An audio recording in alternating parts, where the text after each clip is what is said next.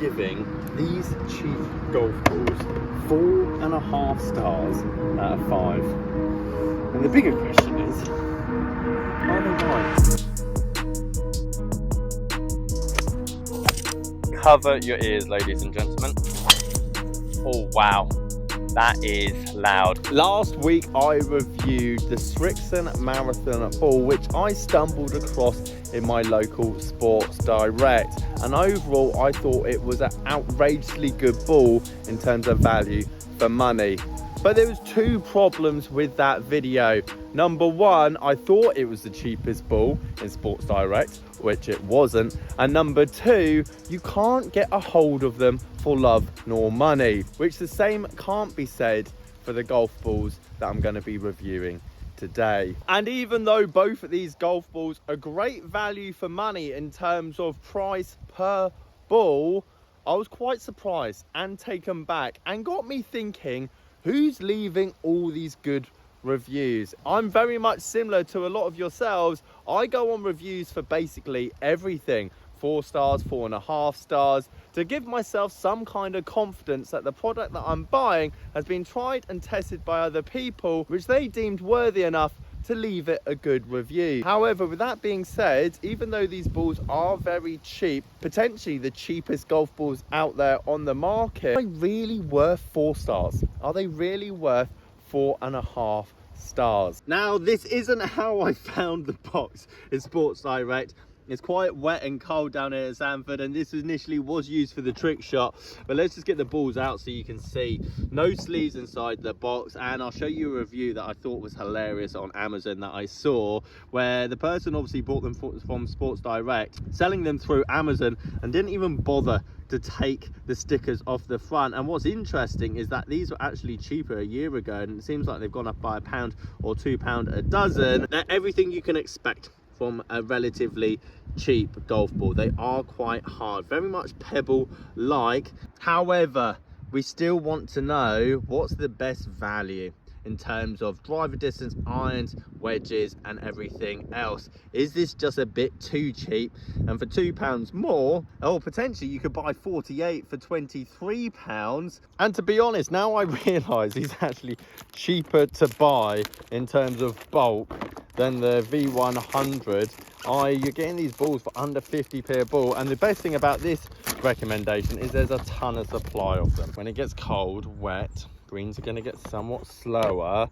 How much spin do you really need? How much performance do you actually want? Oh my, I wasn't expecting that. They're all basically just bundled in there, which, to be honest, I don't really mind, considering they're always just going to go straight in the bag anyway. Now, right from the get-go, I can't tell much difference in terms of, let's say, the coating, or potentially the dimples on the distance seem like they're protruding a tiny bit more, as you can see there.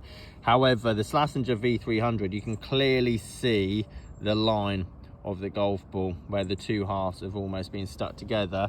And when you can just pair it to, let's say, the Srixon Marathon, it just seems like a more quality golf ball. It doesn't necessarily have this plastic white coating that's a bit shiny compared to this. This just feels a bit more durable compared to the other 2. Not too much dissimilar in terms of field test between these 2 here.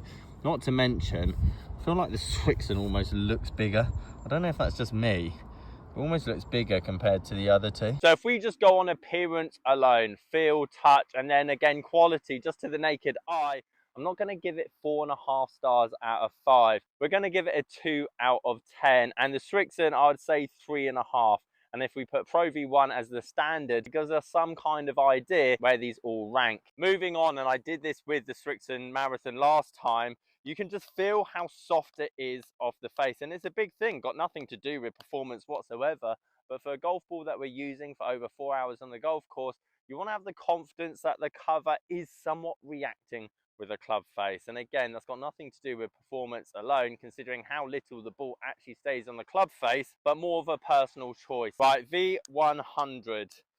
I'm not going to say from the get-go, it doesn't sound awful, doesn't feel awful. Definitely still it seems a bit more clickier. It almost feels like the Srixon Marathon sits on the face a tiny bit longer just from feedback. And to be perfectly honest, The V300 soft feels exactly the same as the V100. Again, I think we're going to go 2 out of 10 for both the V100 and the V300 in terms of feel off the club face. So let's get to the part of the game where I don't think it really matters what ball you use, especially in the winter. Strixon's coming on top at the moment just for feel, appearance, quality control, let's say, but only by a few points. And when it comes to this part, and I think this is important to say, it's winter, it's cold, it's wet. Meaning no matter what ball you use around your local golf course, especially in England, you're going to get the control, you're going to get the feel. That changes in the summer, don't get me wrong, but that's what these balls are very much praised on, being a good winter golf ball. That was the V100 right there, and this is the V300. But when there's hardly any clubhead speed or compression, I mean, if those balls were all blank, and I had to hit all 3 of those shots, I wouldn't be able to separate any of them apart from each other. Right, green side, I'm going to give them all 3.5 out of 5, maybe 4 out of 5 in the winter. I think that's important to say.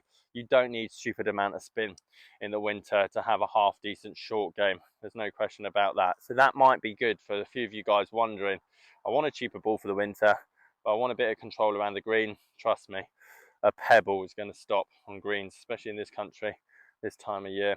Right, Strixon first, 100 yards out. Do like the Strixon ball, there's no question about that. Do like the Strixon golf ball. V100, the distance ball. I'm very curious to see if we're going to see any difference between this and the V300.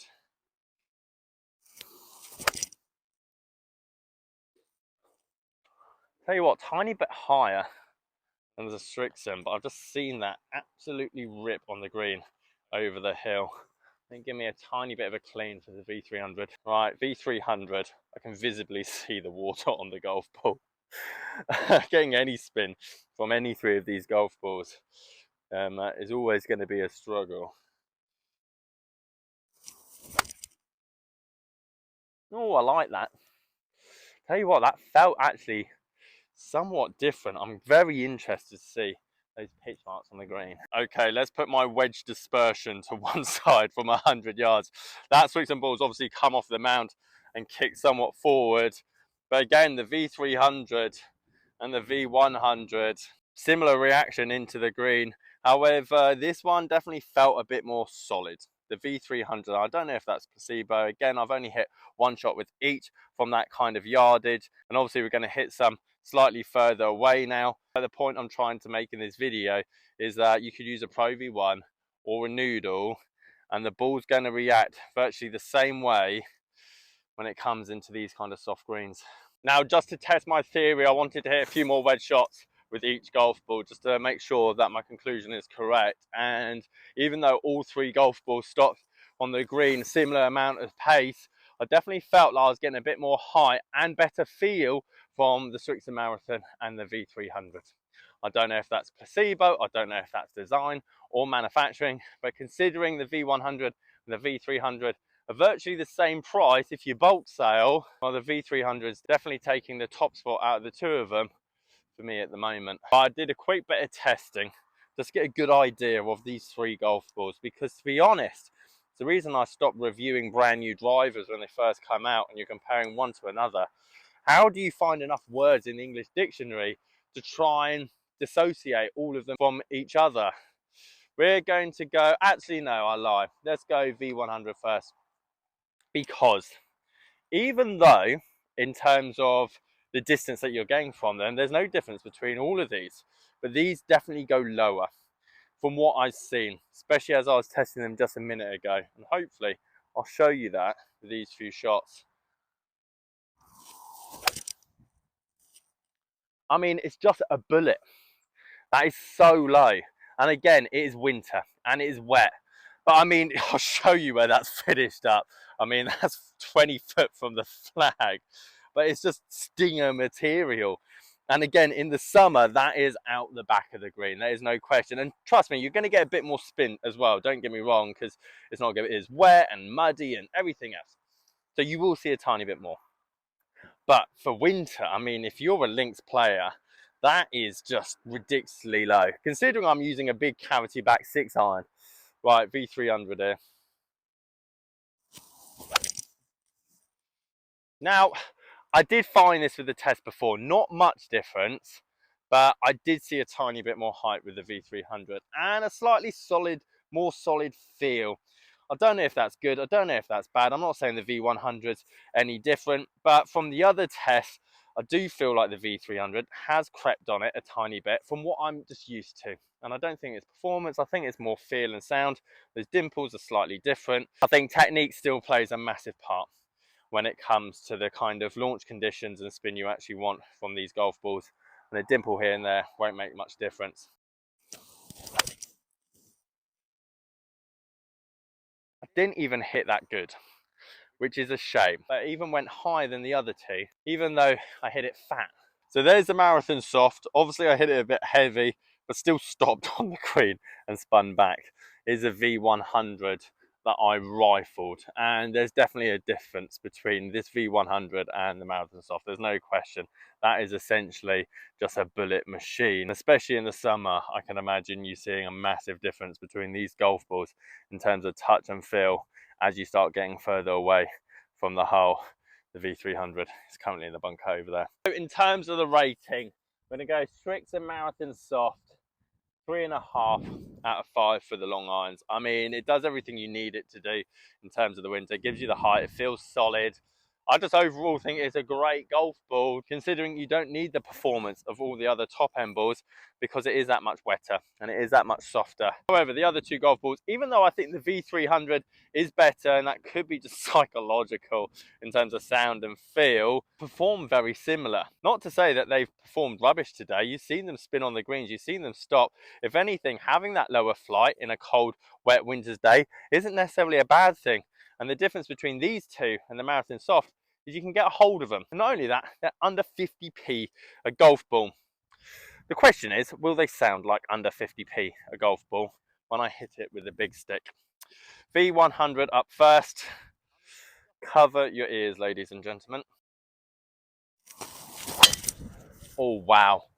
That is loud. I know I've just absolutely pulled the nuts off it.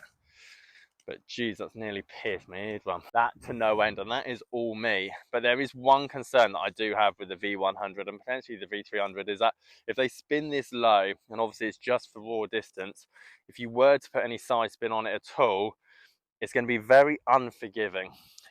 However, that was all me and all club face. So let's hit a good one this time. Again, sounded very, very hard. But I've not ended up too bad. Bit heely from my part. Right, V300. Hopefully we get a few less decibels. That's what I'm after. Maybe don't go deaf by the age of 40. I think that's a good investment. Saving money on golf balls, losing money on your medical bills. Oh, that sounded much better. And dare I say, I've just hit it better as well. I mean, that's good. That's everything you want from a golf ball. However, I'll be very interested now to see if there's any noticeable difference between that and this one. But we're talking value. The idea of this V300 isn't a question of it's better than any other ball there. It's not a secret ball that's better than everything else. But is it playable? Is it good enough to get your winter practice done? And if you do lose 3 of them on the course, you're not going to cry about losing 18 pounds, which is essentially how much it would cost for you to lose 3 Pro V1s. So much higher than the others. Don't know if that's just me. I felt like that went high and still had a bit of low spin on it. Sadly, the V300 and the V100 don't get 4.5 stars out of 5 from myself, but the V300, and to be fair, the V100 in certain places are definitely worth taking out on the golf course if you don't want to worry about losing golf balls. You're still going to get the spin, you're still going to get the check, and if you put a few earplugs in before you hit your driver with them, you probably won't notice that much difference to all the other medium kind of price golf balls out on the market. Guys, if you like this video, you probably might want to check out my Strixon Marathon Soft review up here on the left hand side. Catch you guys later.